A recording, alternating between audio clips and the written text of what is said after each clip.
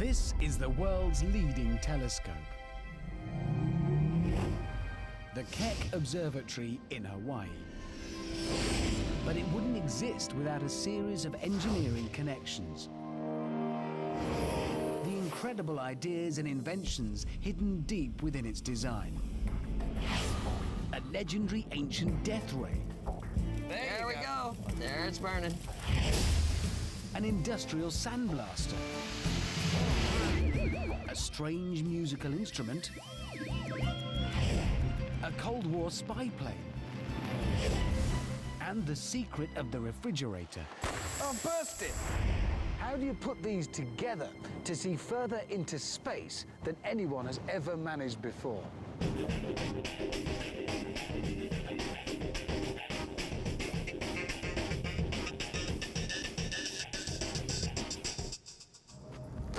I'm on a journey to reveal the engineering triumphs embedded in the Keck Space Observatory in Hawaii.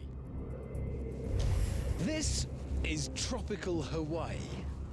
It's cold because this particular point is almost 14,000 feet above sea level. More important than the temperature, that means the air is thin. And that is why those are here.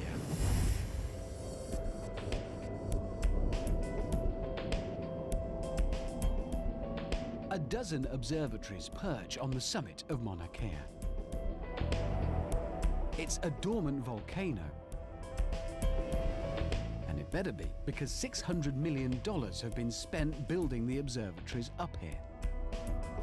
I don't know. Maybe it's my overactive imagination, but sometimes it's as strange and alien up here as the places these telescopes were designed to study. At this altitude, it's hard to breathe. But Mauna Kea's thin air and isolated position reduce atmospheric distortion, making it perfect for astronomy. It's why there are so many different observatories on the summit. Among them, the world's most important, the Keck telescopes. Telescopes magnify images, which are made of light. At the heart of every telescope is one of these. Well, not actually one of these, obviously, but a device for focusing light. The common or garden solution is to use a glass lens, which focuses a faraway image, as in the Yerkes Observatory in Wisconsin. In 1896, scientists construct the world's largest glass lens for Yerkes. It's just over 3 feet wide. But making glass lenses is notoriously difficult. It takes 19 attempts over 3 years just to produce the glass for a lens similar in size to Yerkes. And that's before grinding and polishing. 100 years later, Keck's designers need a lens 100 times bigger than Yerkes to see the deepest recesses of space. They need a lens 33 feet wide. But astronomers abandoned large glass lenses as the way forward. Keck's engineers need a different way of collecting a huge quantity of light. Their method for creating a revolutionary new lens takes them on a journey back over 2,000 years to one of the world's first scientists, Archimedes and his legendary ancient death ray. Down at sea level, Keck engineer Craig Nance reveals more about this ancient device. Well, you can take a large mirror that has a concave shape to it, and the sunlight falls on the mirror and comes to a focus, and it's a very intense, bright spot. Perhaps you've heard of the legend of Archimedes? Wasn't he the guy who shouted Eureka when he got in the bath? Yes, that's right. We've all done it. That's right. Well, he also used these large reflecting mirrors, the legend says, to set fire to a Roman fleet that was attacking his city. What, he set fire to them with a big reflector? That's right, that's what the legend says. So, would you like to try it? Yes. Well, come on, let's go. All right.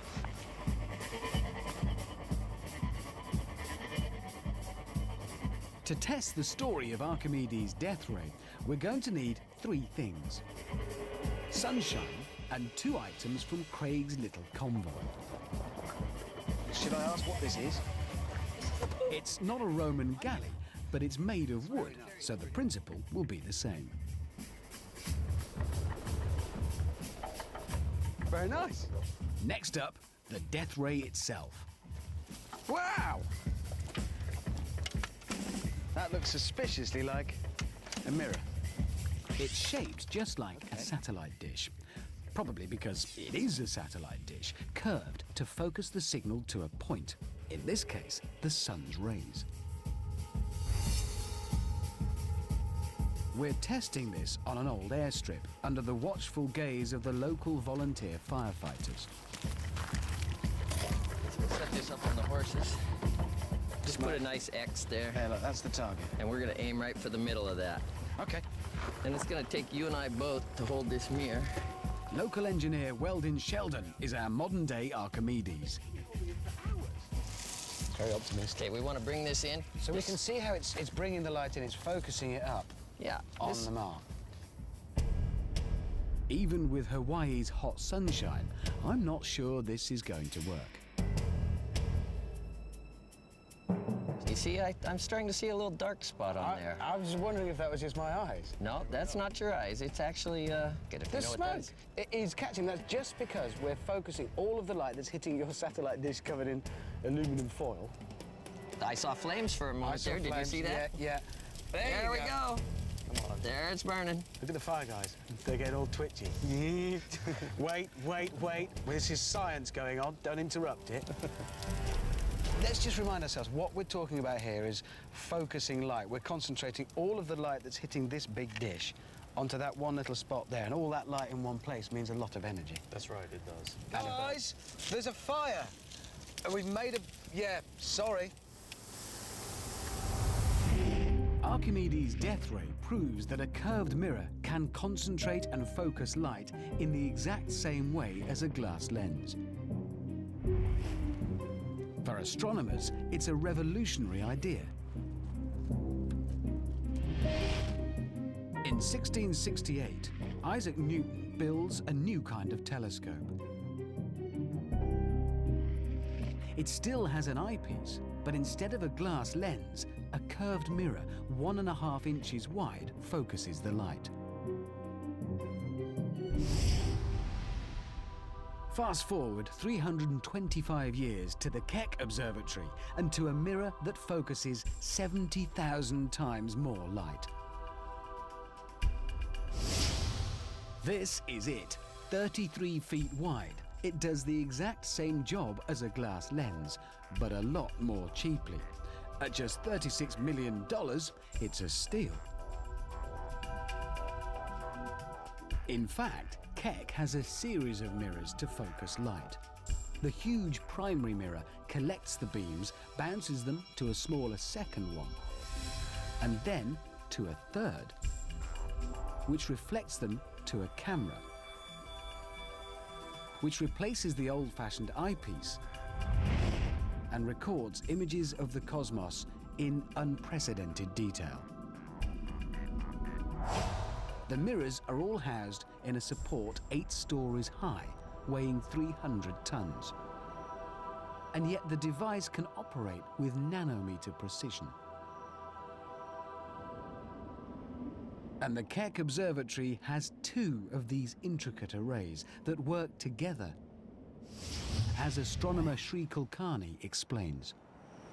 Bigger the mirror, the better. Now think of these 2 telescopes as 2 ends of a mirror. Even though there's a 250-foot gap between Keck 1 and Keck 2, they work just like one big telescope, with a huge mirror 275 feet wide. The quality of image we get is 8 times better than what we can do with a single telescope.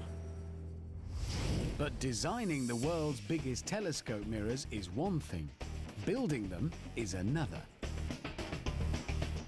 Nobody has ever constructed a mirror this big before. So just how did Keck's engineers do it? And shape it into the exact right curve? And how does a weird-sounding musical instrument provide the answer? In astronomy, there's a simple rule: biggest is best. That's why the designers of the Keck Observatory want to create what is going to be the world's largest telescope mirror to see further into space than ever before. But making a mirror 33 feet wide presents them with a mighty problem if they try to construct it from a single piece of glass. Nature seemed to have decided how big a mirror could be. This is a piece of plastic, similar properties to glass, and it's pretty sturdy, but triple its size, and suddenly, well, it sags in the middle. It hasn't got sufficient strength to hold itself up. The only way to make it stronger at this size would be to make it thicker, but then it would be heavier, and you need a lot more to support it. It's a vicious circle. The larger the glass, the heavier it is, and to brace it against gravity, it needs support and reinforcement, which only makes it heavier and increasingly expensive. Just over 16 feet seems to be about as big as astronomers can go. But Keck's engineers need a mirror almost 4 times as big. So they come up with a pioneering design that transforms astronomy. Instead of creating a single huge mirror, they use 36 hexagonal segments that fit together. But making a big mirror out of little ones creates a new problem. You need to arrange each segment so it lines up exactly with its neighbors and makes a smooth, continuous surface. If it doesn't, the mirror won't make the perfect curve to focus the light accurately.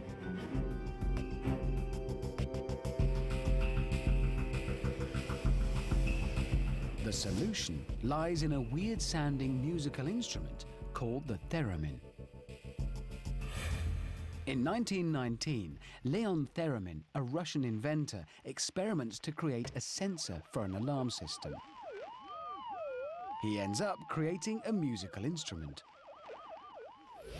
Tom Bach of Sensitech Research, an expert in electric field sensors, shows me the instrument. Okay, Tom, talk me through it. It's making a noise already. What is it? What does it do? Well, this object measures the changes of electric field. As you bring your hand in, we're distorting the electric field that's been created around that rod. So hang on, I'm going to play this now. It's like That's right. theremin. That's right. And it's like an instrument, and I don't touch it. I just get No. What? Well, it's very, very clever. But is it of any use whatsoever? Oh, yes. It will measure the presence of anything that will distort that field. It doesn't have to be a metal object. It can be a gas or a chemical or the human body moving in and out, or you can put it in an engine. You can measure how fast the engine's going. You could even theoretically, by turning that magnification up, you could watch the moon go over. Well, not done it then. It can tell you when the moon goes over. Well, yeah, no, that's an idea. A lot of these things are theoretical. But you could, yeah, theoretically, it'd be fun to try that. And it's very sensitive, because a tiny movement makes a tiny difference. Yeah, it does. Yeah, that does. It seems there's almost no limit to what these sensors can detect. To prove it, Tom devises a little test for me, finding a needle in a haystack. Well, one slightly different tennis ball out of 500. While my back is turned, Tom injects a little bit of water into a tennis ball. Theremin-type sensors detect the tiniest disturbance to the electric fields around them. It can be hands waving about, or just a little bit of liquid that makes one ball conduct electricity slightly differently, so it will clearly stand out among the 500 other balls.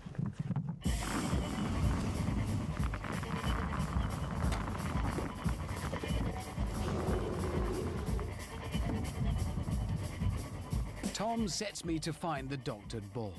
First of all, without a sensor. And I can give you too much help here. You've got to find... It's just some invisible difference. Yep. I mean, there's only 500 of them here, so that shouldn't be hard.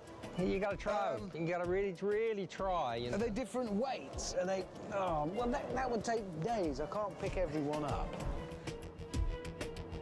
If I could detect changes in electrical fields, finding it would be a walk in the park.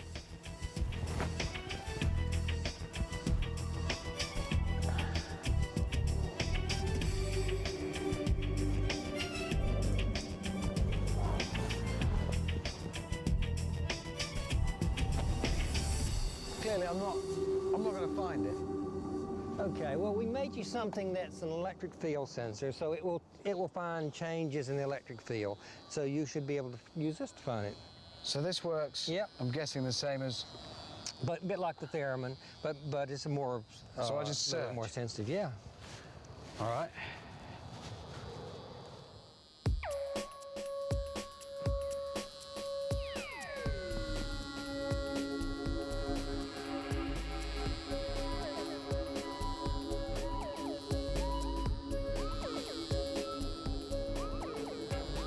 Intuition, logic. Are all useless. All useless, I think.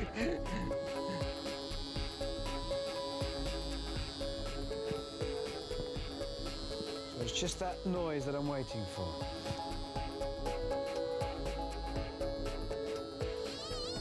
Hang on.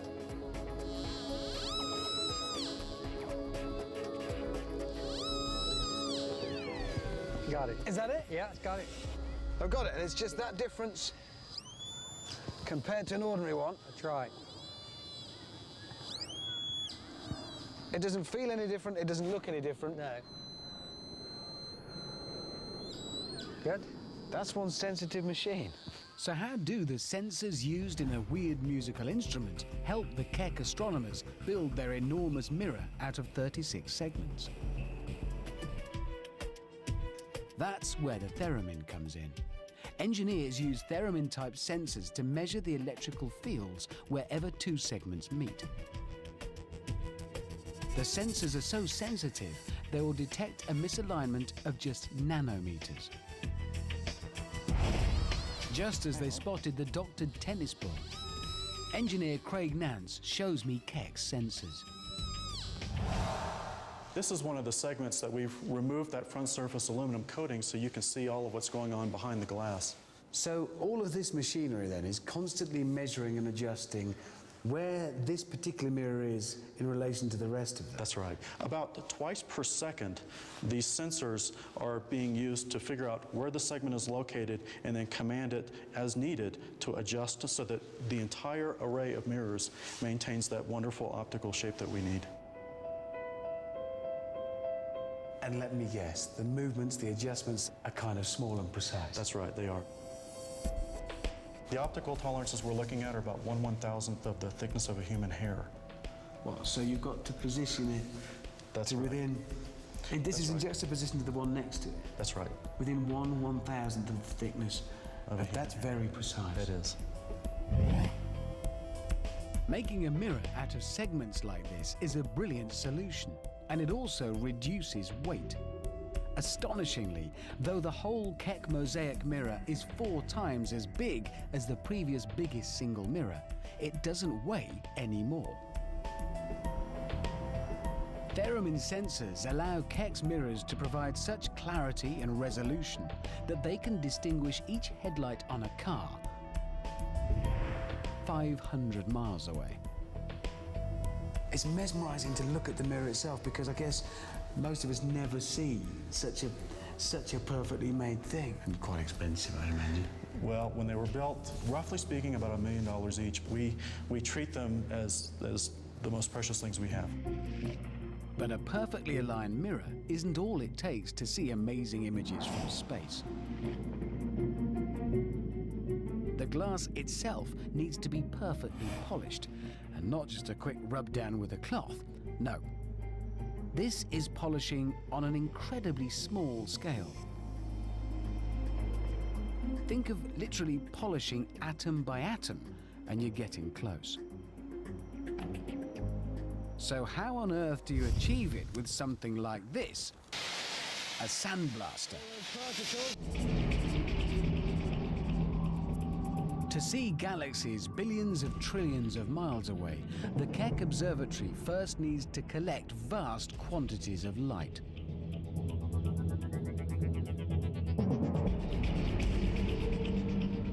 The huge mirror does just that. But to see tiny details of distant and dim galaxies, Keck's mega mirror also needs to be perfectly smooth.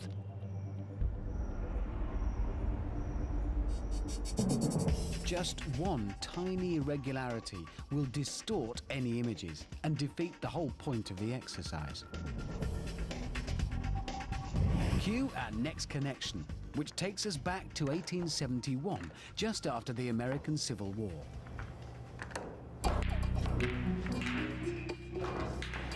Benjamin Chew Tillman has been a general in the Union Army. Legend has it that Tillman sees patterns etched onto windows by sand blown by the desert winds. Whether or not that's true, Tillman did invent a machine that blasts small particles at high speed. Today, Tillman's machine is found wherever you want to strip rust or paint or dirt. It's a sandblaster. To see how it scours paint from an automobile wing, I visit the workshop of Hawaii's Mr. Sandman, Bob Freeman. So this is where it happens. This is our sandblast room. That looks like the business end of it. This is the sandblast nozzle. The abrasive is leaving this nozzle at supersonic speed. Supersonic? Right. Directed at the surface, and the particles coming out of the nozzle will take off whatever coating is on the thing that you're sandblasting. Okay. So I just point that at the thing. Hold this. I suggest putting it like this, because it kicks back a little bit. Right. This is called a dead man control. Dead man? They call it a dead man because if you pass out or you trip, it'll shut off so you don't get hit with the blast. I don't want to do it now. I'm blasting that, not me. Well, that's up to you. You're going to be holding the nozzle. Okay, so I hold that So you to hold tell it this. I'm not dead. This is a safety button. You press that in, press that down, and be ready for it to start. Right, well, this is the business end. I need this.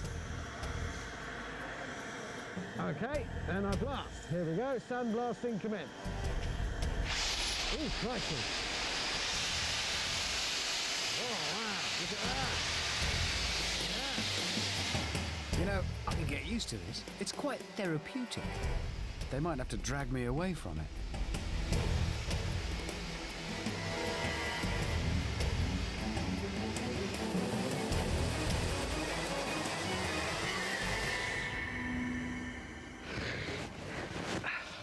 It works. Well, of course it works. It's been working since Tillman invented it.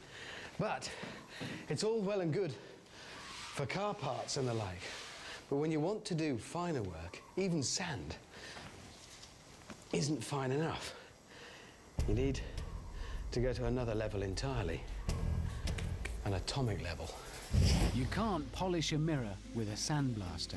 It wouldn't make it anywhere near smooth enough. For a perfectly smooth mirror, you need to fire particles that are millions of times smaller than sand at it.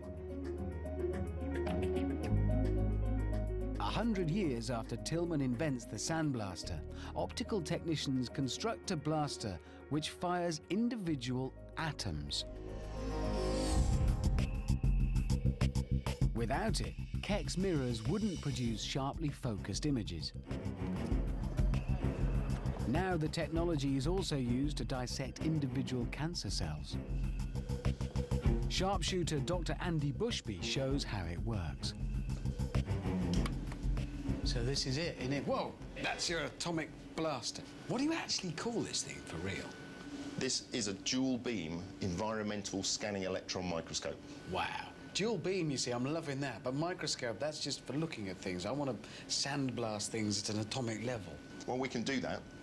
Because this is a dual beam microscope, we have an electron beam that comes down here that we use to look at the sample. And over here we've got an ion beam which we use to cut away the sample with great precision. Ions are electrically charged atoms. They can cut stuff atom by atom. Andy wants to show me how. Exactly. In the interests of science, one of my hairs volunteers as a guinea pig. Ow! That's my hair. That's one of your hairs. Yes, that's where you've glued it down. Here's some glue. And there's your little hair sitting across there. So how close can we go with this thing? Oh, we can get in there and look a little more closely. And see the size of your hair. And we can come down and look at one of these flakes. So that filling the screen now is one of the hairs off my head. Why don't we write your name on it? That'd be ridiculous. Yeah, we can do that before your very eyes. On a hair. On a hair. Here we go.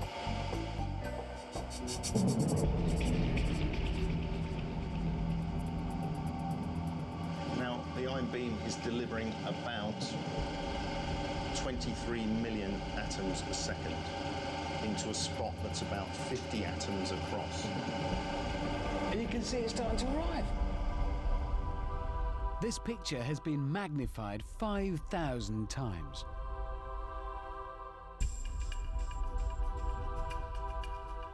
The eye in Richard is about 1,000 atoms wide.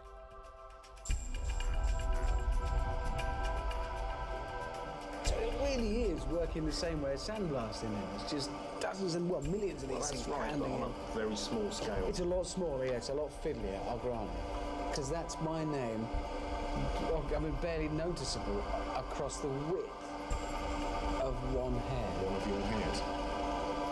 And how do you use that then for polishing? Well, here we're coming down vertically onto the surface so that we blast away a pattern on the surface. If we wanted to polish something very smooth, then we'd fire those ions in at a very low angle to the surface so that they just knock away eye spots on the surface and leave something that's very, very smooth. So this process that can etch my name lost in the width of a hair, you're saying is heavy duty. And if you want to have some real finesse and polish, you send it in at a more acute angle rather than perpendicular. This is your heavy engineering going. It's heavy engineering, but a very, very small scale, atom by atom.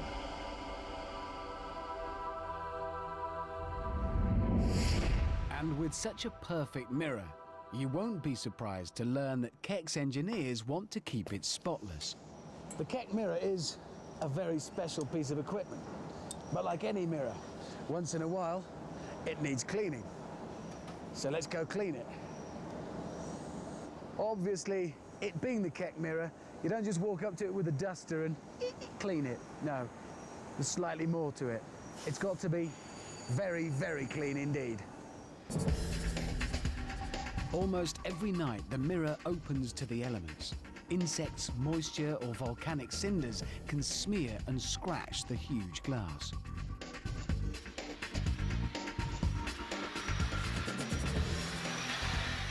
So this is just a jet of CO2. And you're cleaning the mirror, basically. Correct.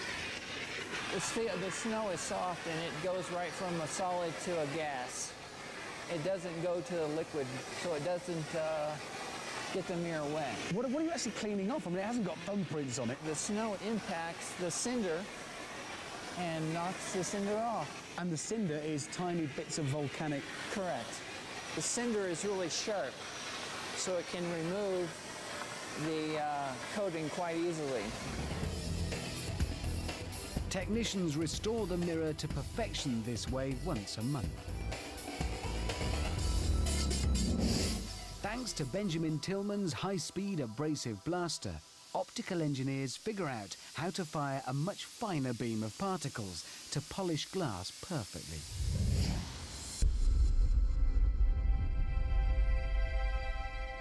Keck's are the first telescope mirrors to be polished this way.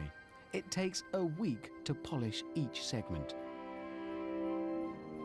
That's 72 weeks for both the Keck mirrors. But even Keck's perfect twin mirrors can't see everything in the night sky. Vast swirling clouds of cosmic debris are completely impenetrable. So how does a Korean War spy plane help astronomers devise a new way of sensing? The Keck Observatory can see more of the cosmos than any other telescope on Earth.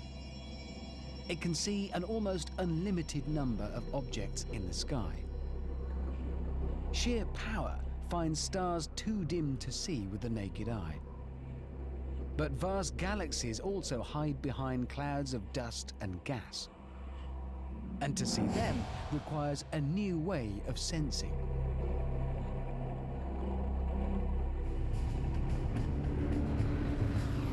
1953, the Korean War. American commanders want to stop trains supplying the enemy North Korean lines.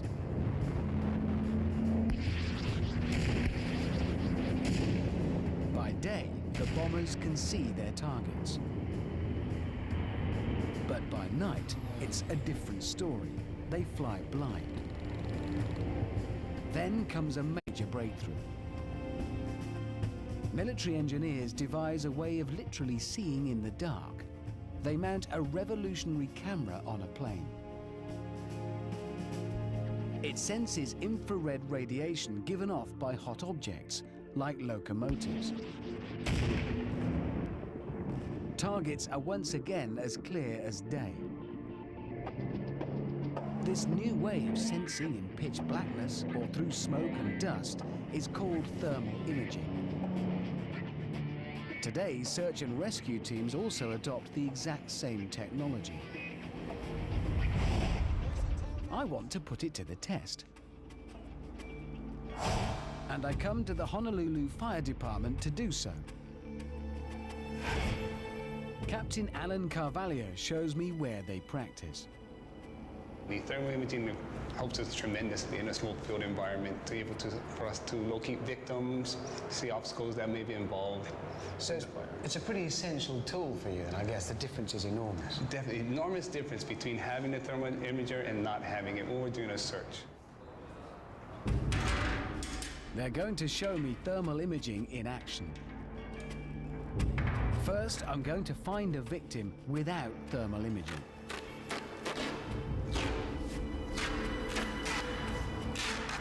Meet Rescue Randy. I won't know where he is. I'm going to experience what firefighters routinely face in reality. Only it's usually a bit hotter for them. I'm going to give you some equipment, some knee pads and gloves, and see if you can find Rescue Randy within 5 minutes. Shut off the lights, Dean. Room number 13. There you go.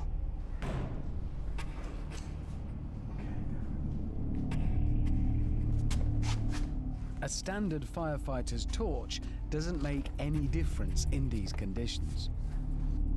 Fire Chief Allen uses his own thermal imaging camera to monitor my progress.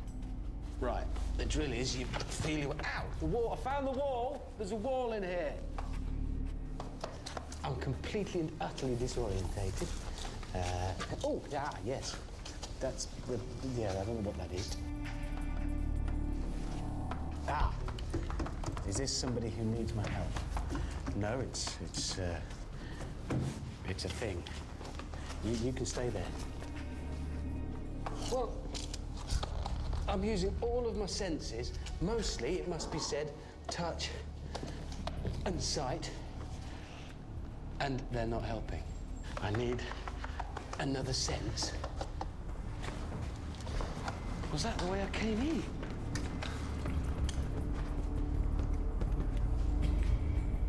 I don't even make it out of the first room by the time the 5 minutes are up. Rescue Randy would have been toast. Now I'm going to try again, this time with the thermal imaging camera. First, the officers place Randy in the sun, so he'll warm nicely. He'll emit plenty of infrared, which will show up on the thermal imager.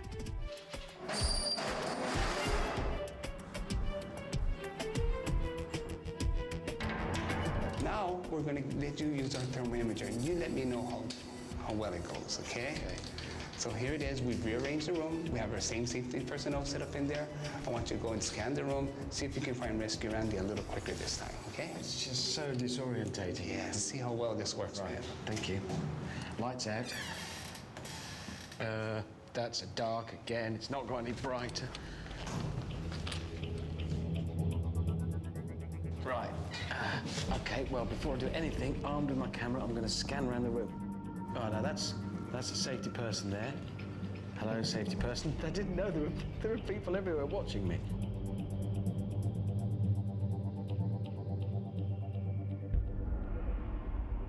Even furniture emits infrared radiation and shows up clearly. Straight away. No. there's nobody else. There's no victim in here. So I can move through, feeling my way, as before, into the other room, which is here. Right. Scan. Nobody there. Nope. Ah! There. That took a fraction of the time. There's no crawling around the walls to find by touch. This gave me another sense. A thermal sense. The exact same technology that helps American pilots to pinpoint North Korean locomotives on the blackest of nights now allows firefighters to see through smoke. And 55 years later, thermal imaging also shows astronomers objects trillions of miles away, hidden behind cosmic dust. Keck's thermal imaging is so sensitive, it can detect a candle flame on the moon. And it can sense the infrared radiation from remote galaxies other observatories only dream about. But there is still one more problem for the Keck designers, caused by a star much closer to Earth. Every day, that particular star that we call the Sun does its work to warm Hawaii and turn it into a tropical paradise.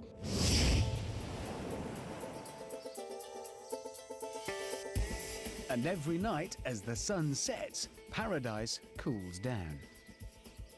Daily warming and cooling is hell for astronomers because their instruments expand and contract, which distorts the images. So what's the solution got to do with 19th century Florida and a killer lurking in her steamy swamps? Even on the icy summit of Mauna Kea, the tropical sun can raise the temperature well above freezing during the day. Keck's mirrors would expand and contract with the daily warming and cooling. The tiniest changes to the mirror would distort the images. Engineers need to find a way to stop it warming and cooling. And that brings us neatly to our final connection. Rewind to the 1840s. Florida's swamps are home to a formidable predator. Not that, but this. The mosquito. It carries deadly yellow fever.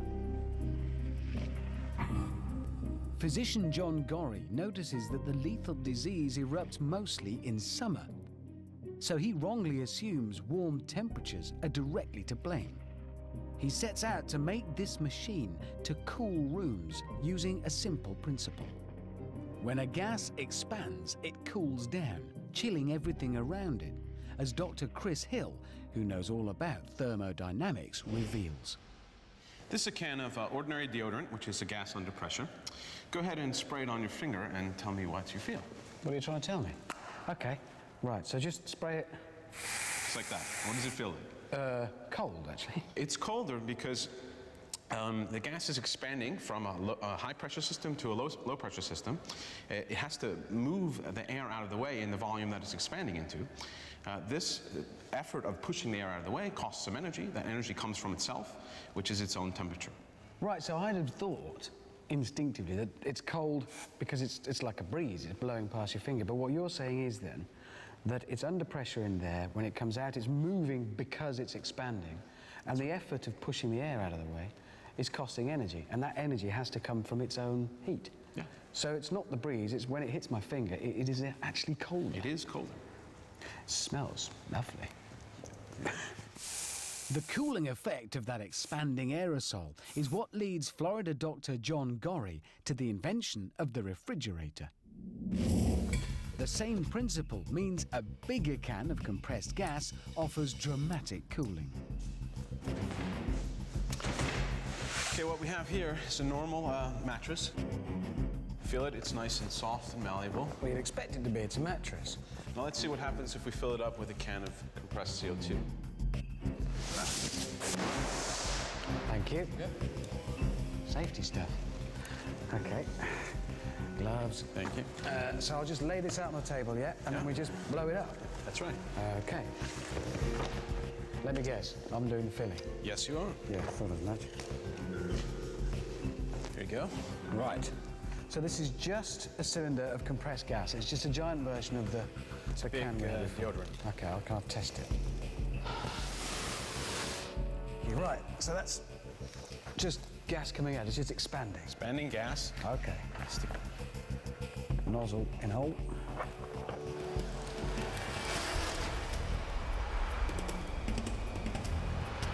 Well, it's inflating. I can see that already, but it would. The gas is expanding out of the cylinder into there and occupying more space. Thus far, Chris, all you're proving is this is a great alternative to a foot pump. Well, it's certainly easier. Is it my imagination, or can I see frost forming on the top? Yeah, the gas is cold because it's expanding. It's doing work by inflating the mattress, and therefore it's getting cold. And frost happens when things get cold. Oh! I've burst it! But I haven't overfilled it or anything. It's frozen. It's completely frozen. This was...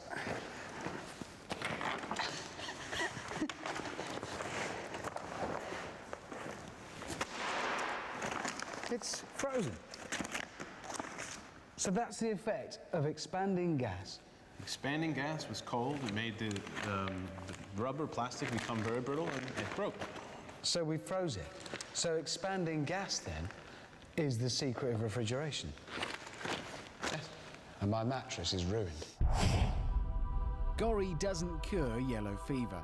That comes later when people realize the role mosquitoes play. But he does pioneer refrigeration, which revolutionizes our lives, and now plays a vital part in the front line of astronomy. To stop the Keck telescope from swelling and shrinking, the observatory's domes use refrigeration. Keeping the telescope at a constant temperature is a big ask. Each dome contains more than 700,000 cubic feet of air. It's replaced every 5 minutes. Giant refrigeration units run throughout the day, keeping the dome at nighttime temperatures. And it's all thanks to the cooling effect of expanding gas. So inside these blue boxes, it's exactly the same as the back of your refrigerator at home, except a lot bigger and not full of fluff and old pencils. But the theory's exactly the same. Gas is expanding, heat is being exchanged, keeping it cool in here. It really is a creature of the night, and there's no chance of that thawing out in here.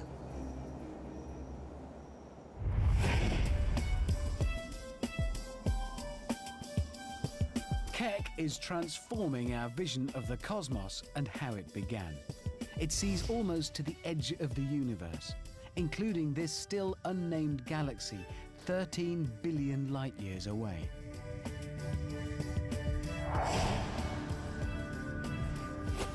Humans have been fascinated with the stars for, well, pretty much as long as there have been humans. The brightest ones were given names by the ancient Greeks and Arabs, and we still use some of those same names today. Now we can see a lot further than they could, but we're still wrestling with the same questions they were. How and when did the universe form? When will it end? Are we alone? Keck is giving us glimpses of the answers.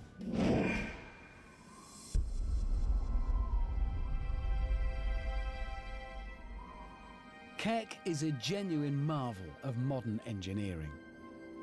Deep in its DNA are some startling connections. A legendary ancient Greek death ray provides the secret of curving a mirror to focus light. The weird-sounding theremin enables astronomers to create a bigger mirror than ever before. A sandblaster shows how to make a surface smooth. A camera that guided bombers allows Keck to find hidden galaxies. And a refrigerator is the key to keeping the telescope in shape. It's simple, really, if you have the right connections.